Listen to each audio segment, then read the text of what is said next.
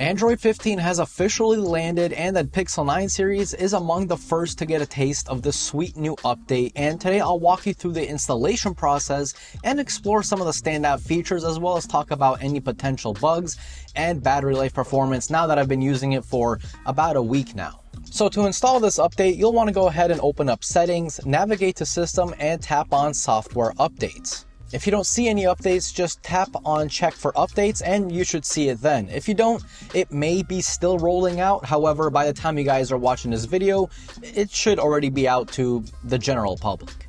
One of the standout features that I think might ruin some unstable relationships out there is the private space. And, well, it's exactly what it's called. It's a private space.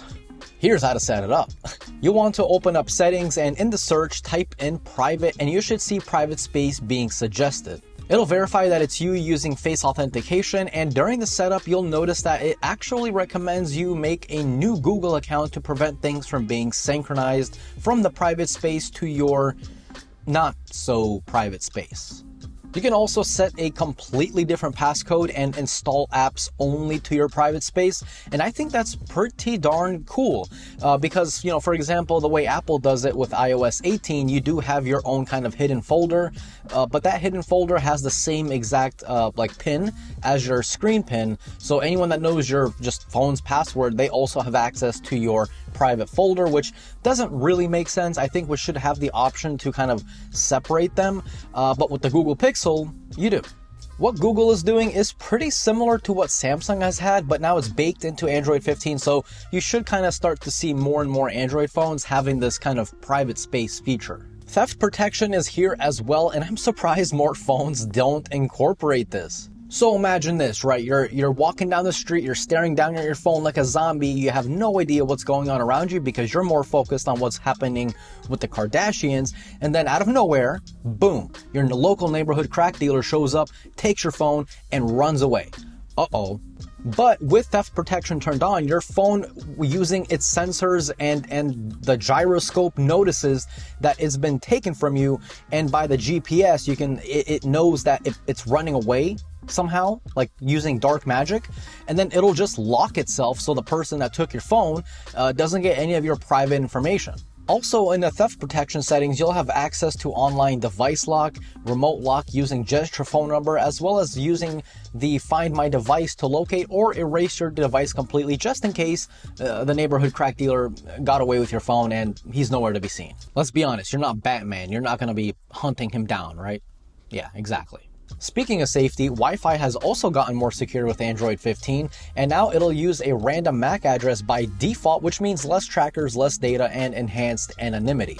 I am so surprised I said that word on the first go. Oh my god, yes. Another cool feature, especially for those of you that love to multitask and you find yourself multitasking quite a bit, you can now save app pairs directly to your home screen, and that's pretty cool. To do so, open up the two apps that you use often, and towards the top you just tap and hold and you'll see Save App Pair. It'll go right on your home screen for easy access anytime you want to use those two apps again.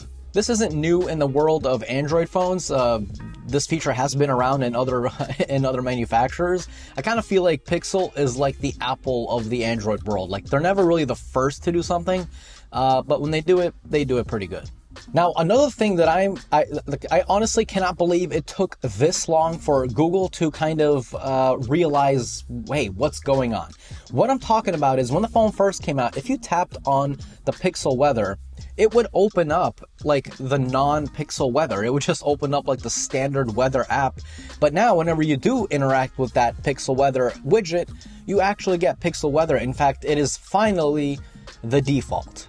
And I absolutely love Pixel Weather because that AI generation kind of helps you get a lot more info without really even having to scroll down and kind of find what you're looking for. You also have the ability to, like, for example, let's say I want this UV index up here. You can just simply drag and hold and kind of put the more important things up on top. So again, you don't have to kind of keep flicking down, up and down to see all the important information.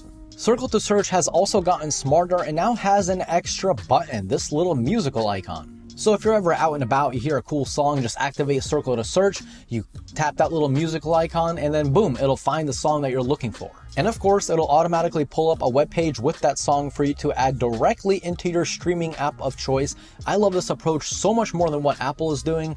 Again, I'm using Apple as an example. Oh well, sue me.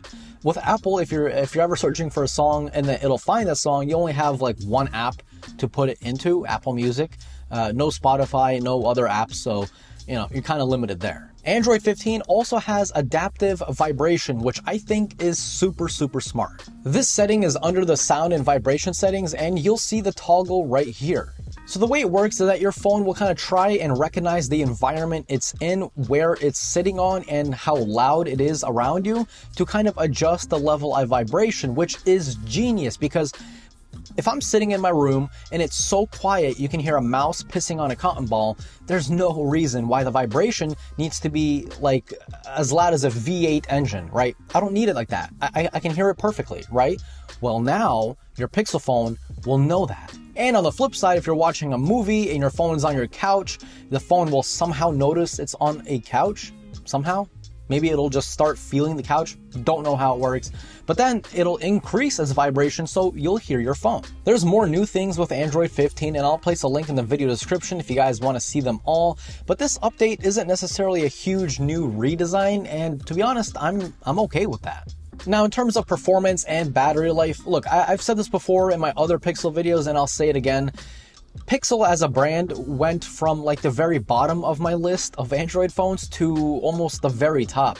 I mean, whatever Google did with the Pixel 9 series, the Pixel 9 Pro series, and more specifically, it's just been so good. Like it's been buttery smooth, especially on Android 15.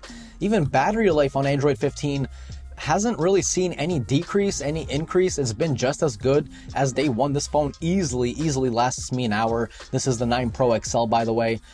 It's been a flawless phone. No weird bugs, no weird overheating issues. Everything just works as intended. And honestly, it is kind of like having an iPhone. It's like an Android iPhone. I'm really being honest. If you guys are stuck on iPhone, you want to try the world of Android, this is the phone to do it with. I promise you, you're going to have a good time. Especially now that iPhone allows for RCS messaging, so if you own an Android phone, you can now text with your iPhone friends properly. You can send them high quality photos, high quality videos, not like before. So if you've been using Android 15, let me know your experience down below in the comment section. If you guys did enjoy today's video, definitely click that like button. It's free for you, but it helps me and the channel out a lot, and I always truly appreciate it. And if you're new here, you like tech videos, definitely subscribe. This was Mark from Mark's Tech. Adios.